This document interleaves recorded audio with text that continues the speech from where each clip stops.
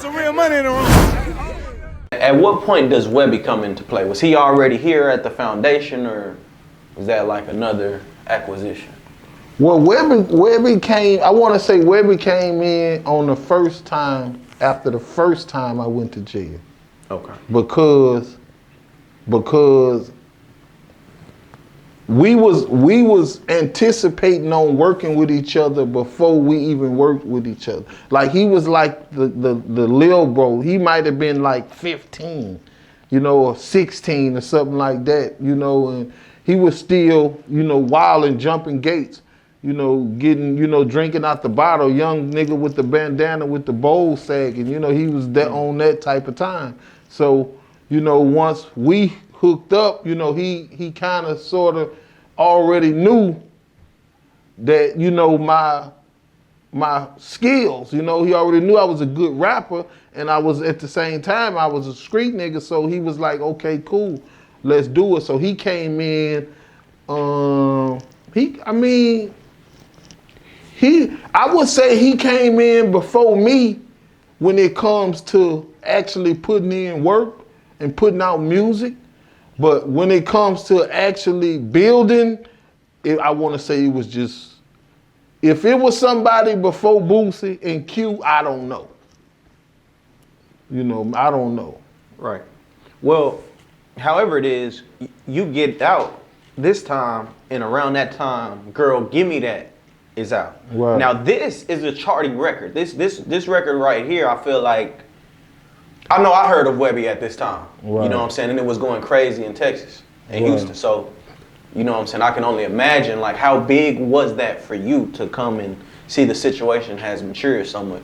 See, I don't know if those were the songs that got the nationwide deal, but I know those were the songs that was up first for the nationwide, was Bad Bitch and Give Me That. So what I did was, by them being on gangster music, I was able to bump gangster music in jail. So I was already in tune, but those wasn't the songs that I was listening to, but I had already heard them, But when I got out, it was like, okay, get in this video. And it was, Girl, Give Me That. And so I'm like, okay, cool, woo, woo, woo. But I'm so eager to wanting to do it. I'm so eager to wanting to get in.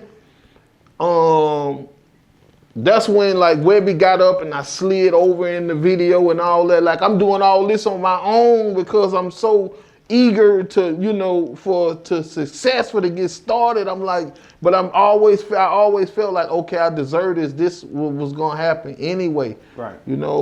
But it definitely felt good. And like to say it was all his shine, he ain't mind sharing it with me. You know? That's hard.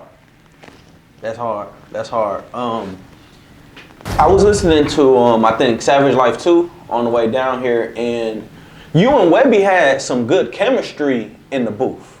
Right. You know what I mean? Like it just seemed like y'all messed with each other. You know what I mean? That's how it was. Yeah. That's how it was. Like one time I heard Boo say, man, don't nobody got a better chemistry than me and Webbie, and I almost questioned that.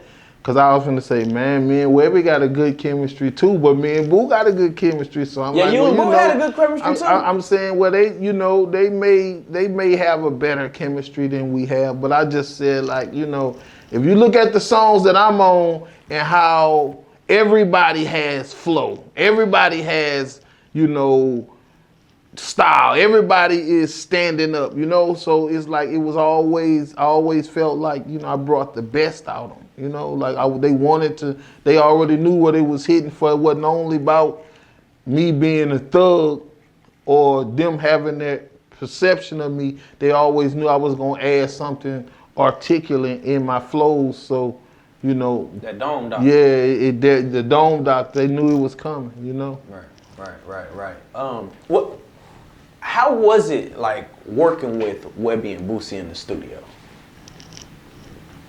Man, it's like I'm gonna be the big brother either way the cut go. I'm gonna tell you about your verse, your part, your pause, your breathing wrong, you could have said this like this, or try this like this. either way. And I just hope they do the same with me. Because I be wanting it, if I feel like it can sound better or this can go like this, that's what I'm gonna say. You know, and then when it's over and I hear it, and then I kind of turn into a fan a little bit, you know, but I'm a fan of my own self too. Like I'm my biggest fan. So, you know, and when I'm just listening at all us, I be a fan to all us and I be like, wow, you know, like we did that, especially when it's accepted and loved by other people. You know? Right. Yeah, when I listen to you and I listen to Boosie, you know, like you have this authenticity about yourself, and like you said, you also articulate, but you kind of got this like this G flow too. You know what I mean? Like it's gangster. Boosie the same way, but with Webbie, it's like he's saying some real stuff, but it has like this industry kind of sound, if you know what I mean. Like it sounds different. Like I can't explain it, and I'm wondering why that is. Because sometimes you have to say stuff then, and it may not actually been your story, but you get in a position and you have to say it. So you say it the best way you can say it. You say it the best way you know how. Like say for instance, my story comes from experience, from years of experience. His story came from, you know, a year of experience. You feel what I'm saying? You know, like he had to explain stuff to people the best way he could because he may not have experienced it because he was still young.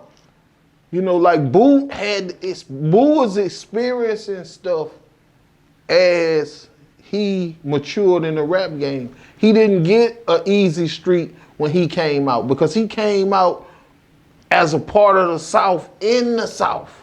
You feel me? Like he had to scratch from the time he was with Loke all the way until he got past that. He had to scratch. It wasn't easy. It ain't like people saying we're gonna move out the way, we're gonna make, you know, nice layout for you, because Loke didn't care about none of that. Loke wasn't looking for notoriety or, you know, like motion in this spot and this spot. He was doing him, and his impact held him down. You feel what I'm saying? But Boo was like, I'm moving around. I'm young, you know, like I'm active. So, you know, with that came what came with it. Like he had to hold the camp down by himself. You feel what I'm saying? Because like Max and I want to say Max and Bleed and Vaughn, and you know, they wasn't in the South. They wasn't from the South like that. You know what I'm saying? Like Boo was from the South, Loke was from the South. So you still got your South side situations to deal with outside of everything else. So he was dealing with that. So about time he made it to where everybody was listening, he had a bunch of stuff to say. You know, Bronson gave him a lot of stuff to say. Donkey gave him a lot of stuff to say. Cross the Track gave him a lot of stuff to say. They had projects across the track. So, you know, wherever projects had, everything at. So, right. You know, he got it firsthand on what to say, because that's what got him in it. Frog listening at what he was saying. You know, like, it was kind of amazing to hear this young nigga putting these words together like this and what he was saying about the bottom. And, you know, like, hey, if you represented the best, they got to put you on Front Street. Like, when it come to Uptown, the top, that's all me. You know, like, I built that. It wasn't no that before me. It was just the South. You know, they had the top and the bottom, but they didn't have no Uptown, or, you know, they didn't have no this or no this. It was just this. And they did it so good in the game room, like their hands looked like it was made to be like this. And What is this? You doing this the South Side, foes. You feel what I'm saying? Like you might see Boosie do it, you might see CeeLo. Like Loke Hand was on a CD like this. You know? Yeah. So by the time I got in it, if you listen to say Big Head is going down in SSB, say Boosie the same thing in SSB.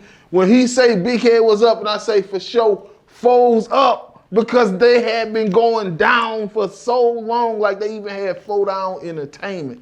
And we just had to ride that wave. We didn't have nothing. So I said, you know what? From here on out, it's gonna go foes up.